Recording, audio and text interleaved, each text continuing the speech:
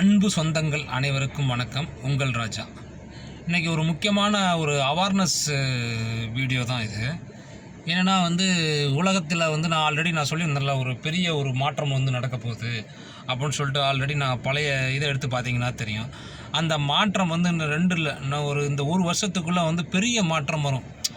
இங்கே ஆள்ற கட்சி ஆளாத கட்சி எந்த கட்சியுமே இருக்க போகிறது கிடையாது. ஏன்னா எல்லாருமே என்ன பண்ணுறாங்கன்னா குடும்ப அரசியல்னு சொல்கிறாங்க, மாவட்ட அரசியல்னு சொல்கிறாங்க. ஒரு ஆள் அரசியலில் இருக்காங்கன்னா அவங்க என்ன பண்ணணும், ஒரு நல்ல விஷயங்களை பண்ணுறாங்க. என்ன பண்ணுறாங்க, வரி வாங்குறாங்க. வரி வரி வரி வரி வரி நின்னா வரி, நடந்தா வரி, உருண்டா வரி, படுத்தா வரி, தூங்குனா வரி, எல்லாம் தான் இந்த இந்தியாவில் வரிங்கிறது ஓவர் ஆயிடுச்சு.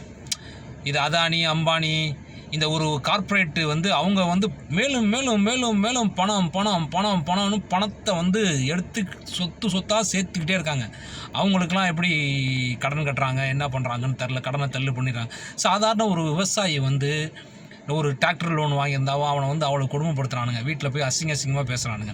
நம்மளை பிச்சைக்காரனாக ஆக்கிட்டானுங்க. எப்படி ஆக்கினானுங்க, இஎம்ஐ கொடுத்து கடனை கொடுத்து நீ அரசியலே பேசக்கூடாது அப்படின்னு சொல்லிட்டு உங்கள் கையில் கடனை கொடுக்குறானுங்க. கடனை கொடுத்து உங்களை ஒரு கமிட்மெண்ட் லைஃப்பில் 100 வயசாக உனக்கு 80 வயசில் நீ செத்து போயிருவியா, ஹவுசிங் லோன் அப்படி 50 வருஷம் கட்டு, 25 வருஷம் கட்டு அப்படின்னு சொல்லிட்டு பெரும் நம்மளை கடங்காரனாகவே ஆக்கி வச்சிட்டானுங்க.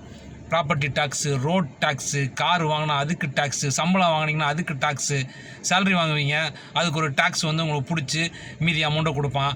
கடையில் ஒரு பொருள் வாங்குவீங்க அதுக்கு டேக்ஸ் கட்டுவீங்க. டேக்ஸ் மேலே டேக்ஸாக கட்டி கட்டி கட்டி கட்டியே இதாகிடுச்சு. ஒரு சுதந்திர இந்தியா நாட்டில் டேக்ஸே இருக்கக்கூடாதுங்கிற, டேக்ஸ் ஃப்ரீ நாடாக இருக்கணும். டேக்ஸ் ஃப்ரீ நாடுனா மக்கள் சம்பாதிக்கணும். ஒன்று நீ சுயமாக இது பண்ணு, இன்ஃப்ராஸ்ட்ரக்சரை டெவலப் பண்ணுறதுக்கு நீ மக்கள்கிட்ட காசு வாங்காத. நீ எல்லாத்தையும் வெளியில் கொடுக்குறதுக்கு சம்பாதிக்கிறது கவர்மெண்ட் சம்பாதிக்கணும்.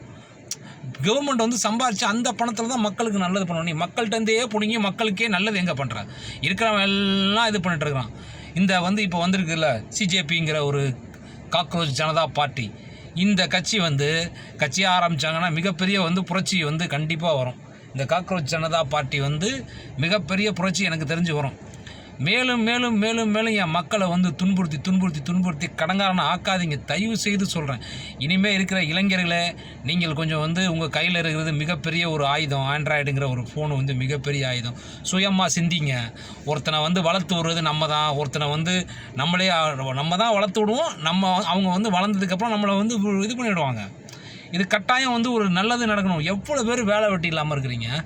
உங்களை பல பேர்த்த சாராயத்துக்கு அடிமையாக்கிறான், பல பேர்த்த லோனுக்கு அடிமையாக்கிறான். ஸோ ஒவ்வொரு ஸ்டேஜ் வைஸில் எல்லாத்தையும் அடிமையாக்கி அடிமையாக்கி அடிமையாக்கி நம்மளை ஒரு முட்டாளுங்களாகவே வச்சுருந்தானுங்க. இப்போ ஓரளவு அவனுங்க எதை வச்சு நம்மளை அடிமையாக்கணும்னு நினச்சானுங்களோ அது திரும்பி அவங்களுக்கே மிகப்பெரிய ஆயுதமாக மாறுது. எப்படின்னா, யங்ஸ்டர்ஸ்க்கெலாம் ஒரு ஆண்ட்ராய்டை ஃபோனை கொடுத்துட்டோம்னா அவங்கெல்லாம் சோசியல் மீடியாவில் இதாகிடுவாங்க, நம்மளை கேள்வி கேட்க மாட்டாங்க அப்படிங்கிற மாதிரி நினச்சாங்க. கொஞ்சம் பேர் வேலை பார்க்குறவங்களுக்கெல்லாம் சாராயத்தை கொடுத்துருவோம், ஒர்க் பண்ணுறவங்களுக்கெல்லாம் இஎம்ஐயை கொடுத்துருவோம். இந்த மாதிரி பணக்கார முதலைகள் நிறையா பணத்தை வச்சு பணம் சம்பாதிக்கணும் 100 கோடி சம்பாதிச்சவன் 200 கோடி ஆகணுங்கிறான், 200 கோடி சம்பாதிச்சவன் 300 கோடி சம்பாதிக்கணுங்கிறான், 400, அப்படியே போய்கிட்டே இருக்குது மக்களே. நம்ம எப்போவுமே கடங்காரனாக தான் இருக்கணும். காலைல எழுந்திரிச்சோம்னா என்ன பண்ணுறோம், அத்தனை கடங்காரனுக்கும் பதில் சொல்லிட்டு வீட்டுக்கு போவோம். வீட்டுக்கு போனோன்னா ஒய்ஃப் என்ன கேட்பா, நம்மக்கிட்ட என்கிட்ட வச்ச நகையை எப்போ திருப்பி கேட்பீங்கன்னு கேட்பா. ஸோ இந்த மாதிரி நம்ம வாழ்க்கையே இப்படியே முடிஞ்சு போயிடுது சொந்தங்களே. கொஞ்சம் தயவு செய்து இனிமேல் கொஞ்சம் சுயமாக சிந்திங்க. அரசியல் கட்சியெலாம் நமக்கு தேவையில்லாத ஒன்று. கரெக்டான ஒரு ரெவல்யூஷனை ஏற்படுத்தணும். அதுக்கு என்ன வழியை பாருங்கள், டேக்ஸ் ஃப்ரீ இந்தியாவாக இருக்கணும். டேக்ஸ் ஃப்ரீ இந்தியா இருந்தால் மட்டும்தான் நம்ம கஷ்டப்பட்டு நம்ம ஒரு வீடு கட்டி அதுக்கு ப்ராப்பர்ட்டி டேக்ஸே வருஷத்துக்கு 1 லட்சம் 2 லட்சம் கட்டுறோம். என்னத்துக்கு? அது ஒரு அப்ரூவல் வாங்க போனோம்னா அதுக்கு லஞ்சம், எல்லாத்துக்கும் லஞ்சம். இபி வாங்க போனோம்னா அதுக்கு லஞ்சம். ஒரு வீடு கட்டுற எக்ஸாம்பிளுக்கு ஒரு வீட்டுக்கு நீங்கள் ஒரு பேஸ் பட்டம் போடுறதுக்கு முன்னாடி ஒரு அப்ரூவல் போகணும். அப்ரூவல் ஃபீஸ்லாம் நம்ம ரெகுலராக நேரமாக கட்டிடலாம். அதுக்கு லஞ்சம் கொடுக்கணும். லஞ்சம் கொடுக்கலாம், அப்ரூவல் அது சரியில்லை இது சரியில்லை ஒட்டல் வருஷம்னு சொல்லுவான். அடுத்து நெக்ஸ்ட்டு இபி கனெக்ஷன் எடுக்கிறதுக்கு லஞ்சம் கொடுக்கணும், ட்ரைனேஜ் கனெக்ஷன் எடுக்கிறதுக்கு லஞ்சம் கொடுக்கணும். எல்லாத்துக்கும் லஞ்சத்தை வாங்கிக்கிட்டே இருப்பானுங்க. நம்ம ஏன் கொடுக்காம இருக்க முடியாது? கொடுத்தா தப்புங்கிறீங்க, வாங்காமல் இருந்தால் தானே. இதுக்கு என்டையர் சிஸ்டமே சேஞ்ச் ஆனால் தான் கரெக்டாக இருக்கணும். இதுக்கு கரெக்டாக இந்த சிஸ்டமை சேஞ்ச் ஆகணும்னா புதுசாக ஏதாவது ரெவல்யூஷன் வந்தே ஆகணும். புரியுதுங்களா?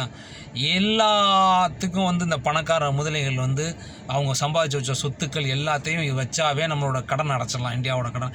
ஏன் கடன் வாங்குற? என்னோடய நாடு செழிப்பான நாடுங்க. என்னோடய நாடு வந்து எல்லா மதங்களையும் எல்லா இதுங்களையும் வச்சு செழிப்பான நாடு. நம்மளை வந்து என்ன பண்ணுறான்?